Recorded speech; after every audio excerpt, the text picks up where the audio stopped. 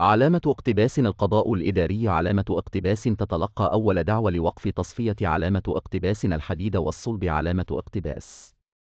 تلقت محكمة القضاء الإداري اليوم أول دعوى قضائية تطالب بوقف تنفيذ القرار الصادر بتصفية شركة الحديد والصلب المصرية.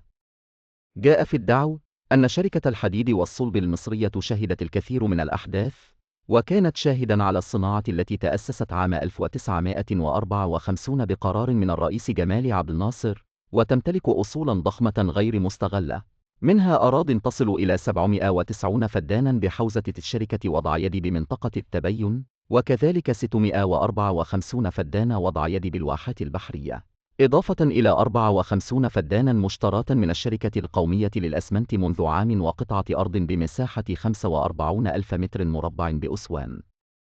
وأضافت الدعوى أن فكرة إنشاء شركة للحديد والصلب في مصر كانت عام 1932 بعد توليد الكهرباء من خزان أسوان، وظل في إطار الحلم المجرد حتى ظهر على أرض الواقع، عندما أصدر الرئيس جمال عبد الناصر مرسوماً بتأسيس شركة الحديد والصلب يوم 14 يونيو 1954 في منطقة التبين بحلوان، كأول مجمع متكامل لإنتاج الصلب في العالم العربي برأس مال 21 مليون جنيه.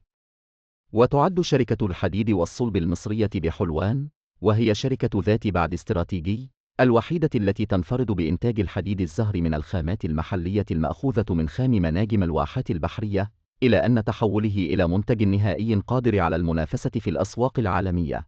وتعتمد تكنولوجيا التصنيع في الشركة على استخلاص الحديد من خاماته الأولية، وضرباً وتدميراً لهذا المشروع الصناعي العريق وتشريداً لمئات من العاملين، تجتمع الجمعية العمومية غير العادية وتضرب بكل مسبق عرض الحائط، وتقرر تصفية شركة الحديد والصلب المصرية.